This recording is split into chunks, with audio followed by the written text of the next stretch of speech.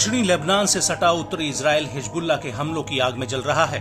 उत्तरी इजराइल में शायद ही ऐसा कोई इलाका बचा हो जहां पर हिजबुल्लाह के रॉकेट, मिसाइल और ड्रोन न गिरे हों।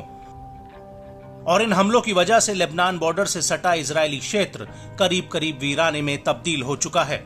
लेकिन इसके बावजूद इजरायली सेना और हिजबुल्लाह लगातार एक दूसरे पर हमले कर रहे हैं।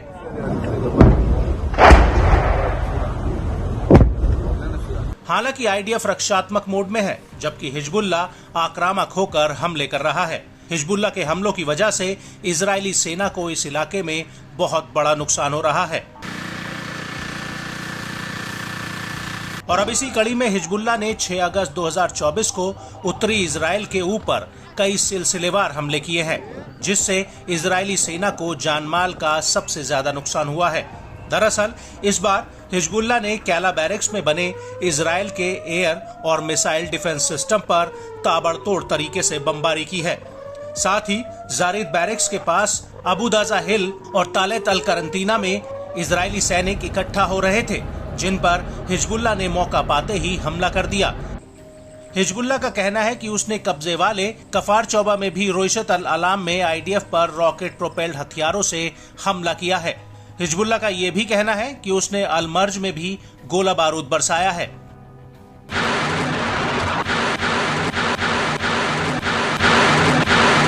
सबसे बड़ी बात यह है कि इन हमलों से पहले हिजबुल्लाह ने इजराइल की गोलन ब्रिगेड के हेडक्वार्टर्स पर एक बहुत बड़ा ड्रोन अटैक किया था। यह हमला शारगा बैरक्स की इजोक 621 यूनिट में बने गोलानी ब्रिगेड्स के हेडक्वार्टर पर हुआ था।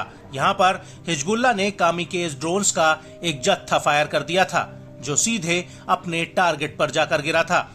इस हमले को लेकर हिजबुल्लाह का कहना है कि यह अटैक एकदम सटीक रहा है और इस अटैक में आईडीएफ को भारी नुकसान भी हुआ है।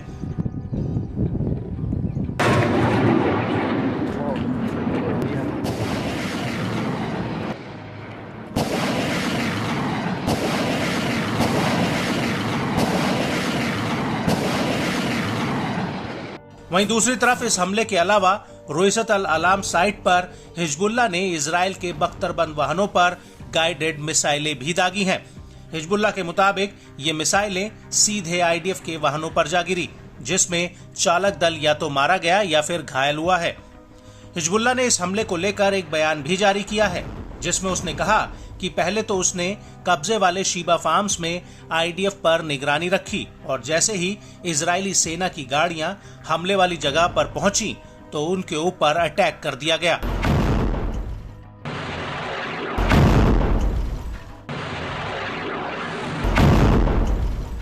वहीं इजरायली सेना ने भी माना है कि पश्चिमी अल जलील में हुए ड्रोन हमले में उसके 6 जवान घायल हुए हैं। आईडीएफ के मुताबिक ड्रोन्स का मलबा कैला बेस के आसपास गिरा है।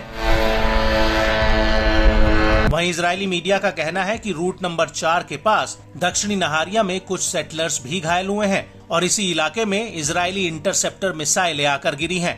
इजरायली मीडिया के मुताबिक इस घटना में कम से कम 19 लोग घायल हुए हैं और इनमें से एक व्यक्ति गंभीर रूप से घायल हुआ है। मीडिया रिपोर्ट्स के मुताबिक इन सभी घायलों को नहारिया के गैलीली मेडिकल सेंटर में भर्ती कराया गया है। भर्ती कराए गए लोगों में 17 लोग मामूली रूप से चोटिल हुए हैं।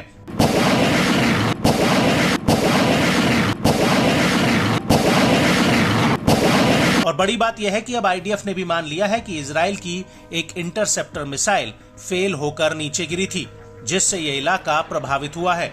वहीं हिजबुल्लाह के कई ड्रोन नहारिया और आर्मी बेस में जाकर फटे हैं, जिनसे भारी नुकसान हुआ है।